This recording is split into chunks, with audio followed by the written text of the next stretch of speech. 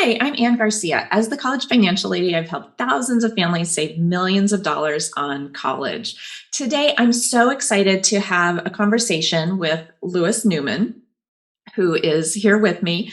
Among other things, Louis is the author of this fantastic book, backwards on Zoom, I know, called Thinking Critically in College.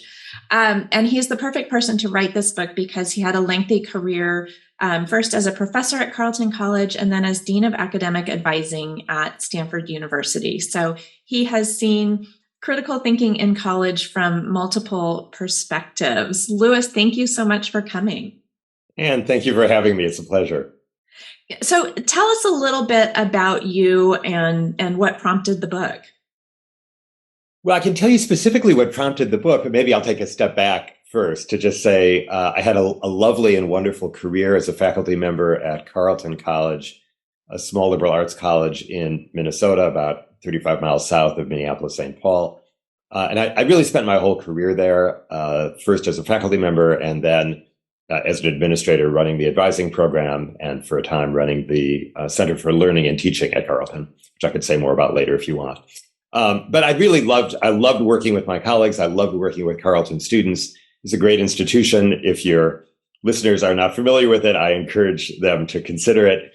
And in the course of one of the last years when I was teaching, before I moved into full-time administrative work, I had a particular encounter with one of the students in my class, which I tell in the introduction to the book. And this was a student who was doing extremely well. She was a religion major. She was had a fabulous GPA. And in the course of talking to her about a presentation that she had given, it became clear to me when I said to her, Rachel, this was a great presentation, but it would have been even better if you had begun the presentation by spelling out the questions that your research was addressing so that when you then got to the material, we would have understood what questions you were trying to answer. And this was a revelation to her. Like nobody had ever told her that before, which seemed to me to be kind of obvious. And I got to thinking, I followed it up and said, every time you read something, you ought to be asking yourself, like, what are the questions that this author is trying to answer? And that too is a revelation to her.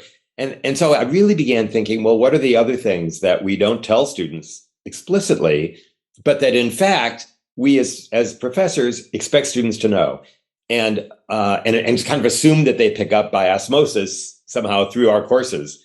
And they don't necessarily. Even very good students like Rachel don't necessarily. So that's what kind of prompted me to begin to think about, well, boy, what would happen if we could hand every incoming college student a book that sort of explained how to think like a college student. That was actually my first working title for the book. My publisher had other ideas, but basically that was the impetus, and it sent me on a long journey of talking to other students about what were the academic challenges you faced when you first started college. What are the things you wished you had known that somebody had told you when you first started that maybe were mysterious to you? And that maybe you figured out over the course of your 4 years in college, or maybe not. And so those were the things that I began to look at, and that's what led me to put together this book, which, as you said, is now called Thinking Critically in College: The Essential Handbook for Student Success. And it's a wonderful book. I mean, one of my takeaways from it is, I think my one sentence summary of it would be, high school is all about figuring out the right answer, and college is a lot about figuring out the right questions. I think that's actually a pretty succinct summary of at least a whole part of the book, for sure. And if I could expand on that a bit, and what I would say is that for most students, there are certainly exceptions, but I would say for most students, high school is about you absorb information that your teachers give you or that you read in textbooks, and then you're tested on it and you have to demonstrate that you learned it, which is to say you need to be able to spit it back accurately, or as we sometimes say, regurgitate it, right? And that will usually get you an A if you do it accurately in most high school classes. And by contrast, in college classes, the ability to absorb information and accurately, reproduce it is certainly still useful. And there are many courses in which, for example, foreign language courses, you simply have to be able to translate accurately what those words mean, right? And you have to have memorized them and know how to decode sentences in another language. But it's also the case in many, many courses in college where you're going to be asked to do what we tend to call higher order thinking. That is, you're going to be asked not only to reproduce what someone taught you, but actually do something with it. You have to analyze it. You have to criticize it. You have to compare it to something else. You have to find the underlying assumptions. You have to figure out what the implications of that thing, that concept or that theory might be. You have to apply it to some new set of information or some new set of circumstances that nobody has ever shown you before. Those are the kinds of intellectual challenges that, in fact, many, many college courses assume that you're able to do and test you on. And those are the things that very seldom get explained, either in high school or in college, and that my book is essentially all about. So what I would say, that's a long-winded way, really, of saying, yes, it is all about asking the right questions, because actually all of those things that I just rattled off, analysis, comparison, finding the assumptions, finding the implications, and so forth, all of those things require asking questions. And so the book really walks students through, like, what are the kinds of questions that you're going to be asked? What do they actually look like on assignments? There's a whole chapter devoted to actual examples of college assignments from a variety of courses and different disciplines, so that students really get a feel for what do college assignments look like and what kind of intellectual work is this actually asking me to do? So I don't read it and then turn in something which is really just a paraphrase of what the reading said, and not really demonstrating that I could do anything creative with it. Anyway, that's a big feature of the book, and it's really based on my experience, not just, of course, with Rachel, but my experience over many years with many students that I taught and advised, both at Carleton and at Stanford. Yeah. Well, and I love that chapter that you have with the sample assignments, because I feel like, so often when we're talking to 16, 17-year-olds who are thinking about college, there's this whole, but I don't know what I want to do for the rest of my life. And so how could I possibly choose a major? And I love that chapter kind of walks through, in different fields of study, what are the types of questions that you're answering? What do the assignments look like? What are the sort of tasks that you're trying to do? What are the problems that you're trying to solve? Which is brilliant for a kid who's like, I don't know if I want to be a lawyer or a doctor or a or a pharmacist or a firefighter or whatever. But to be able to say, this is how you're going to engage your brain for the next 4 years might point to some interesting conclusions. Right. Absolutely. Well, one of the things that I like to say to students, and I used to give this advice all the time as an advisor, is don't put too much stress on your major. Students somehow think that their major is their destiny, that somehow, and parents, frankly, actually also have the mistaken impression that you should major in something that obviously and clearly leads to some particular kind of career. If I major in education, I can become a teacher. If I major in engineering or some kind of computer science field, I can get a job at a high-tech company. Right? What they don't realize is that if you look at people who've gone to college 5, 10, 15 years after they graduate and ask them, are you doing something that's directly related to your major? The vast majority of them are not.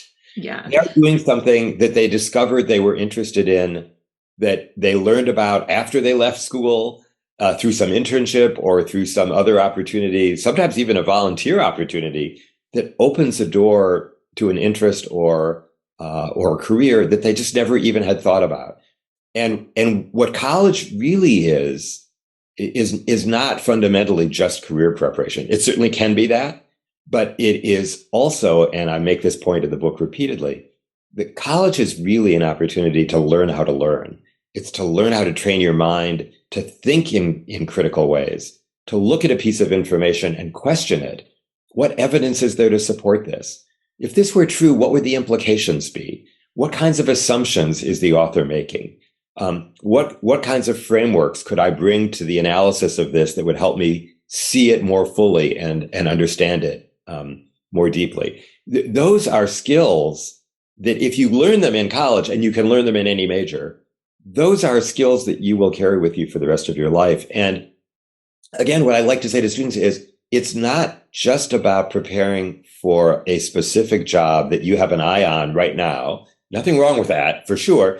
But people change jobs a lot. Mm-hmm. And a lot of jobs that people are doing now didn't exist when those people were in college. You want to think about your college career as preparation for the jobs that may not even exist yet. And that means really thinking about the intellectual skills that you're learning, how you're developing them, and how they can then be applied in the work setting.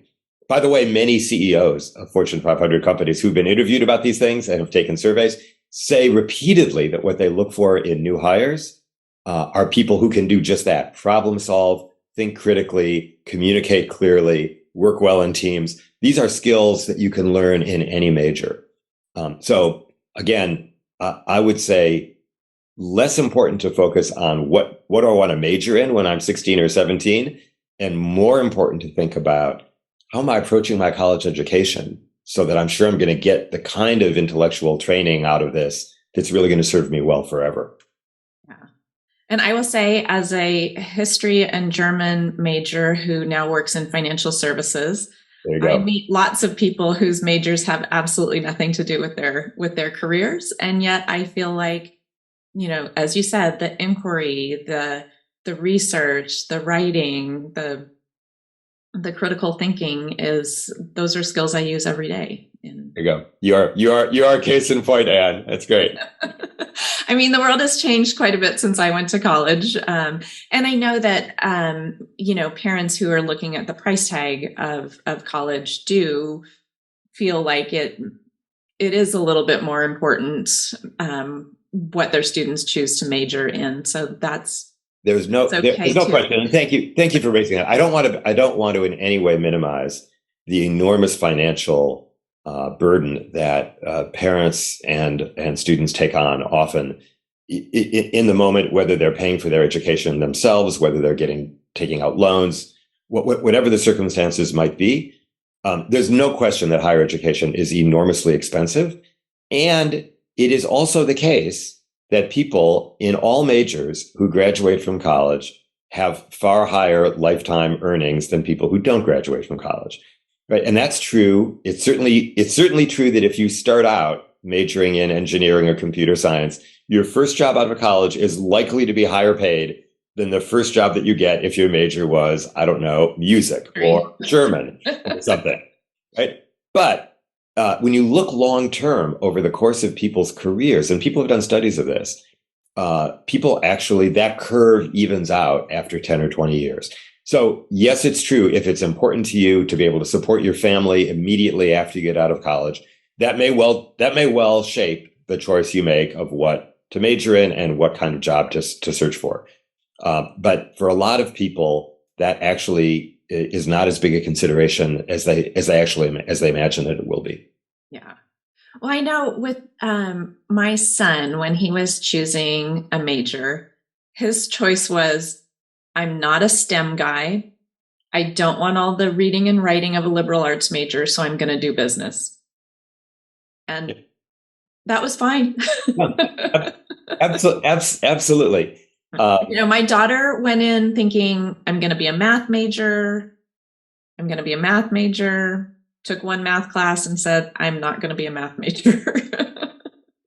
It's interesting. At Stanford, one of the things I did was oversee the people who did specialized advising, especially for pre-med and pre-law students, among many other things that were under my purview as Dean of Academic Advising. And it was the case, as they have repeatedly demonstrated this statistically, that something like a third of incoming Stanford students imagined that they were going to be pre-med. And about a third of Stanford students actually ended up being pre-med. But a half of the original third dropped out, mm-hmm. and a half of the third who graduated as pre-med had not planned to be pre-med when they started, right? So there was this shifting that happens, and that's just an indication of the fact that And it's not just about pre-med, it's the fact that students' interests change. One of the great things about college is you discover new interests. You think you're pre-med and you're taking biology and chemistry and all these things, and all of a sudden, you take an American Studies course or a linguistics class or a psych class or something, and it just opens up a whole new set of interests that you didn't realize you had. And we delight in that as faculty, because that's what we want college education to be, a chance to expand your horizons. So, and I would say the mom in me says, just because you hated it in high school doesn't mean you're going to hate it in college. Well, and that's right. Not only hate it, but I would say, I used to have students who I taught religious studies at Carleton, and a lot of students would tell me, they took this class because some friend said it was worth taking or something, right? But they had never imagined they were going to take a religion class because they went to Sunday school their whole lives and they hated it.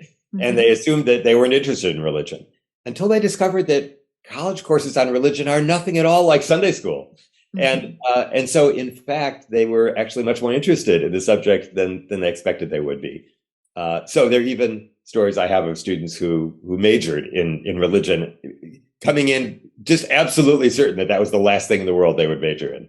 So, these are the effects of a good college education. Mm-hmm.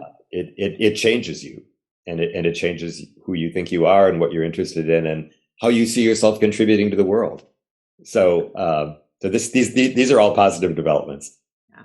When I took my daughter to her college orientation, one of the professors gave a sample lecture, and one of the things he said was, "Your major is a lens for looking at the world." And he was an econ professor, and he said, econ, our lens is how do people get the things that they want, and so he said there's nothing that makes that better than how did people do things in the past and what have we learned from that, or some other how lens. Societies organize themselves, or absolutely. Well, and it's interesting, and one of the things. Virtually every college, at least every four-year college, liberal arts type educational program, requires students to do what we call general education courses, or sometimes called distribution requirements.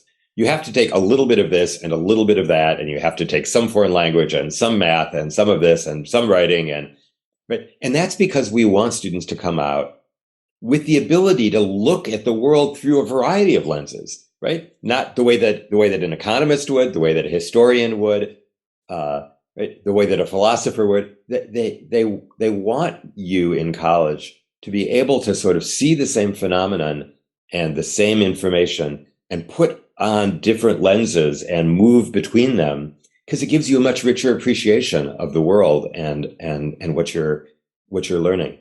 So that's exactly right. And there's a good reason for that component of a college education. Yeah. And in many cases, you're learning a lot of the same things in various majors. You're just approaching them from different perspectives and asking different questions about them. That's often true. So, yeah. Well, let's switch from the academic side to the engagement side. I mean, the way you get the most out of college is by showing up and participating. You could say in some ways, college is more about the relationships that you make than the name on your diploma. No question. So I love that you wrote this article on how to choose a college that talks about engagement. And I sort of laughed when reading it because my daughter fell in love with her college when we did the tour, and our tour guide said, in the dining hall, you sit with your house. And she said, "Oh my gosh, no lunch table drama. How cool would that be?" And my son went to a big school where he didn't know anyone. He was one of 3 people from our high school who went there, and they were all kind of going different paths. They were both, friends of his, but no one he was particularly close to. So he said, I'm doing the pre-business academic residential community to meet people there. And I found out I can sign up for intramural sports as a free agent. And he ended up loving college.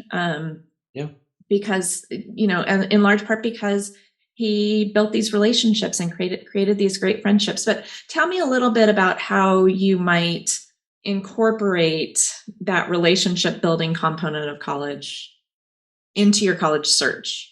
Certainly. Well, let me say a few things actually, because you touched on a lot in those comments, Anne.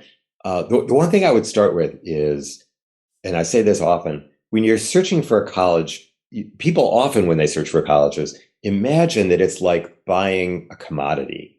You're buying a new refrigerator or a new car or something, and you read consumer reports and you like look at how many stars it has and what the reviews say online and all that, right?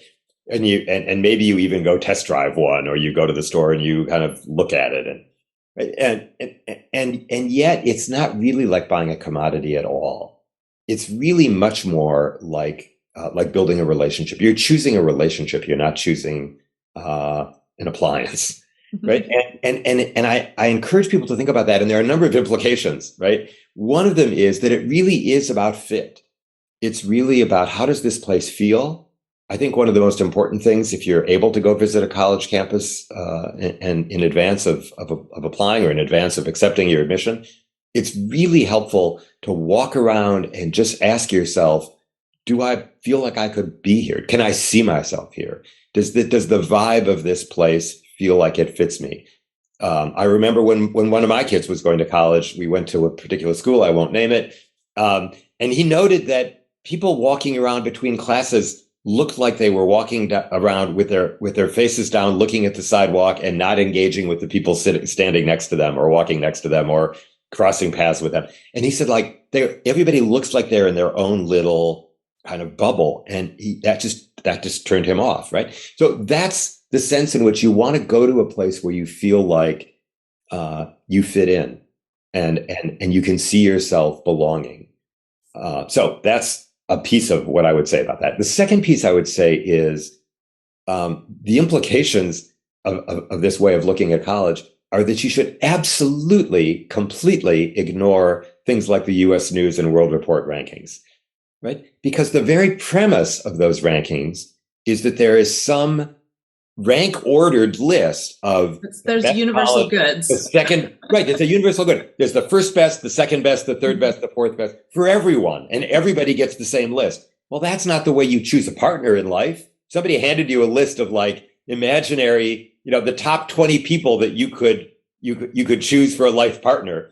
It'd be ridiculous. It's more like soccer than the pole vault, say.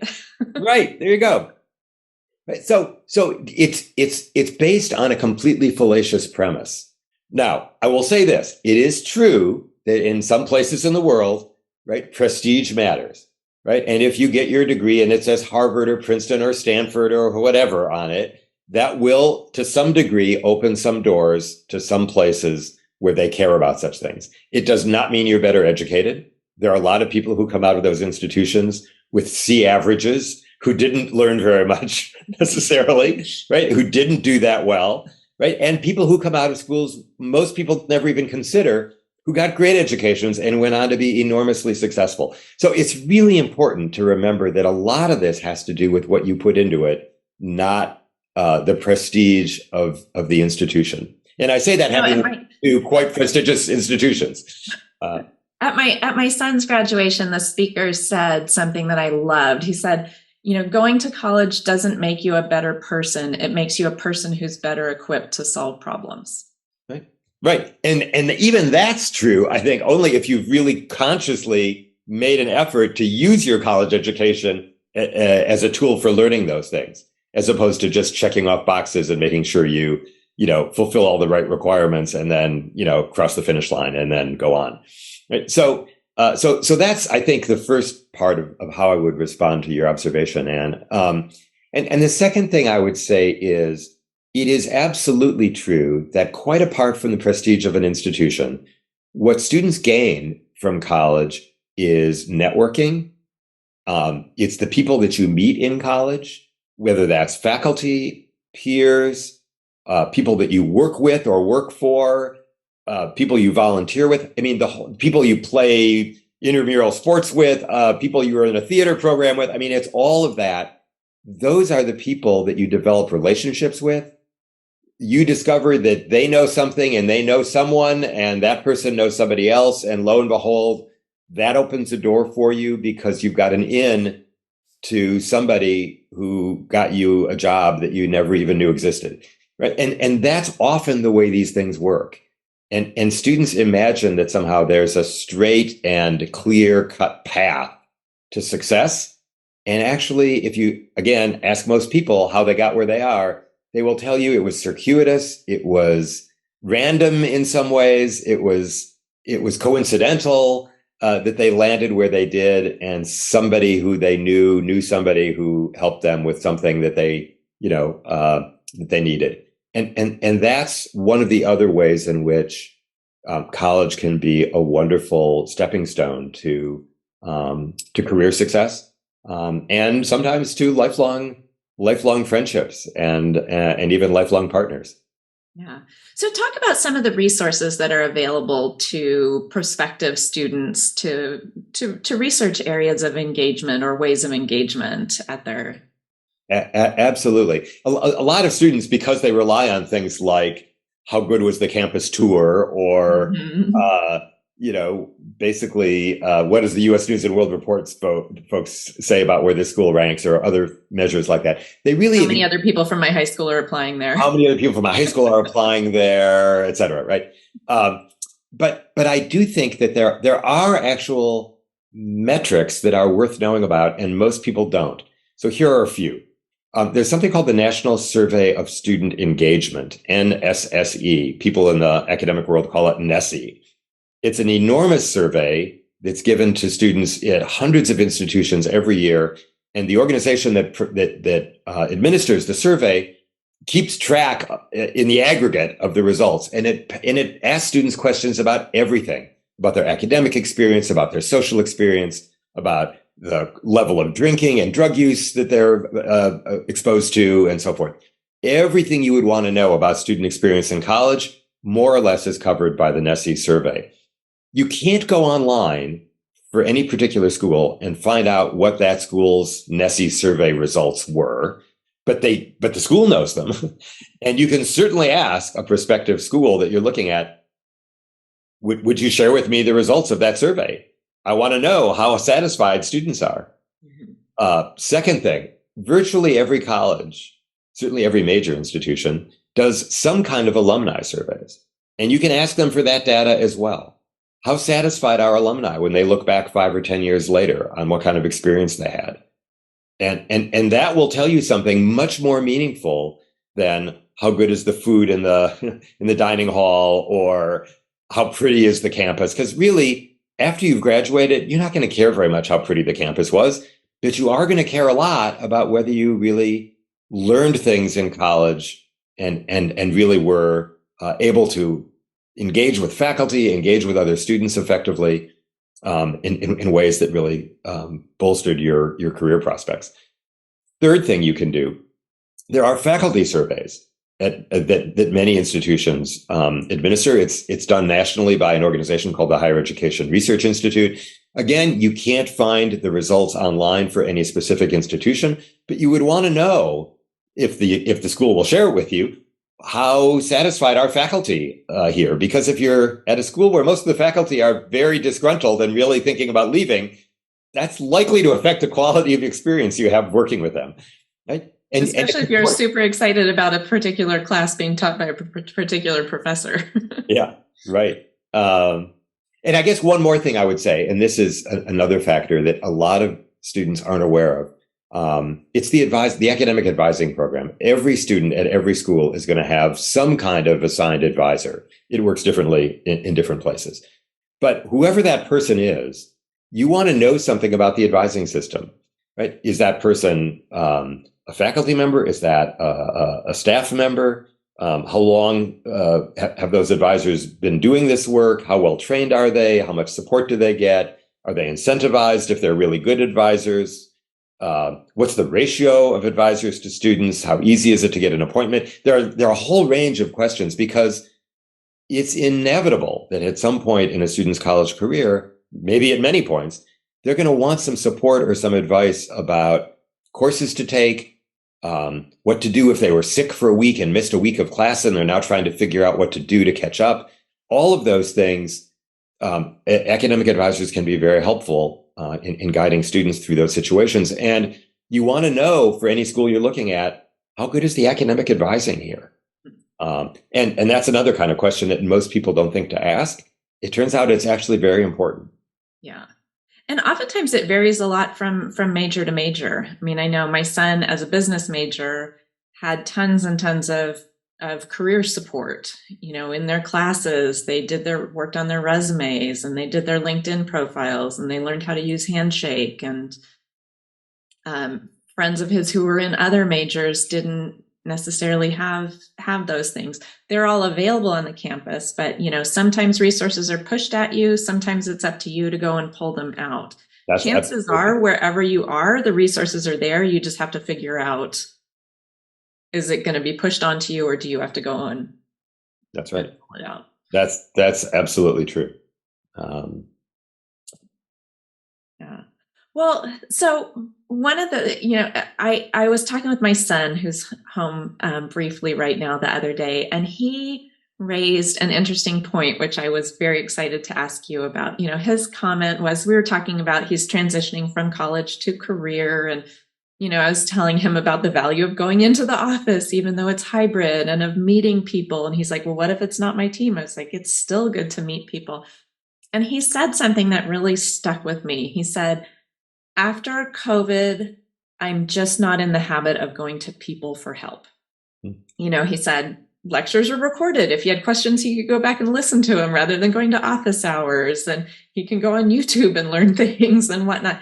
And I think this is really common with students. So how do you recommend that students bridge that gap between them and faculty, advising, and so many other things? Because I feel like so much of this is a must be present to win.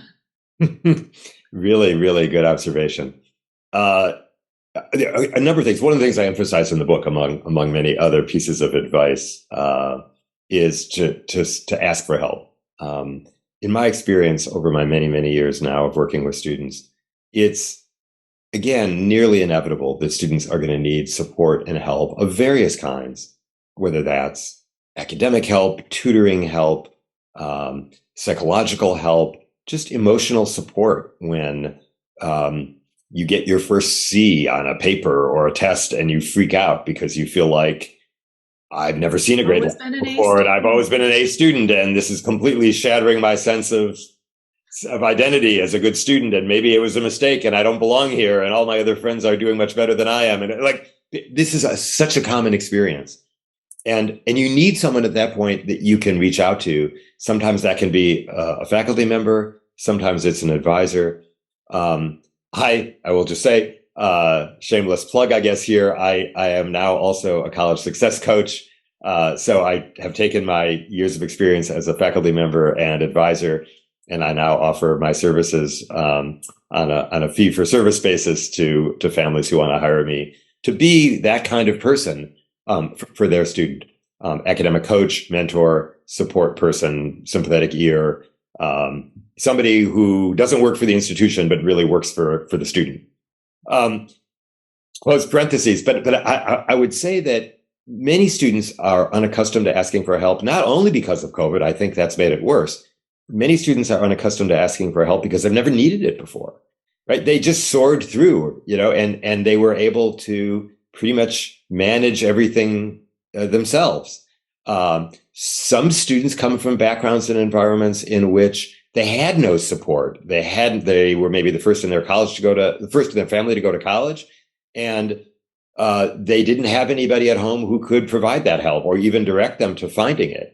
And so they figured out how to manage on their own out of necessity, and maybe even come to believe that, it's a sign of weakness to ask for help. You're supposed to be self-reliant. You're supposed to be able to do these things on your own. And I think, as I say in the book, there are so many examples I have over the years of students who ended up kind of crashing and burning because they didn't recognize that they needed help, or they weren't able to admit it to themselves, and they didn't know where to go look for it, or they were ashamed to go look for it, or whatever the case may be. And my best advice is, at that point, you need to talk to somebody who will help you normalize the fact that everybody needs help sometimes. And that's not true just in college. It's true in life. Yeah. There are very few of us who get through life without asking anybody for any help of any kind. It just doesn't happen, right? And college is a great place to practice reaching out, asking for help, recognizing that this is part of why they offer all those services at colleges, because they know that students need them, right? Mhm. If you're not using them, you're only shortchanging yourself, really.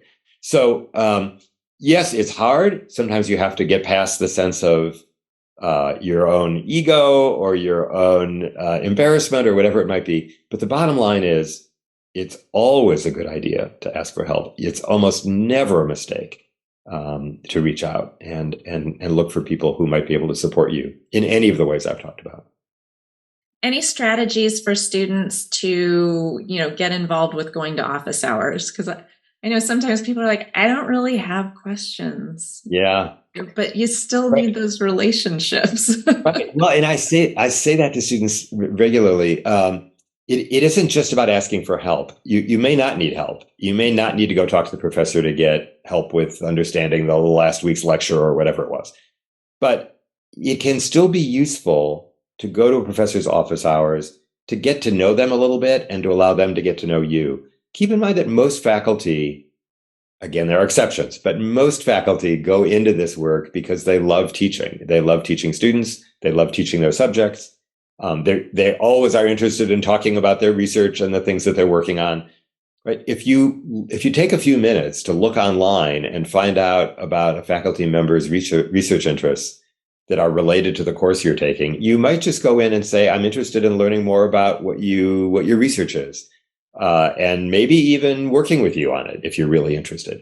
But it's that kind of relationship building which makes it possible then months later or even a year or two later to go back to that person and they'll remember who you were because they had a conversation with you and you ask them for a letter of recommendation for something that you're applying to. And now you've got you're not showing up cold at their doorstep and asking, I was one of 300 people in your class. Yeah. Could you please go back and look through your files and see that I was a good student? Exactly. So, you want to have those relationships. You want to build those relationships. It's really an important component of what you can get out of a college education. And if you don't build those relationships with faculty or others, again, you're losing out on one of the very best benefits of college. Yeah. I've been telling my son was one of those who avoided them. So I've been telling him, once your job starts, reach out to your professors and just say, hey, I just wanted to let you know I'm working at such and such company and I'm using this thing that I learned in your class. And I'm really grateful to have taken, XYZ class. Great. It's a great example. Really a great example. I'm sure he won't do it, but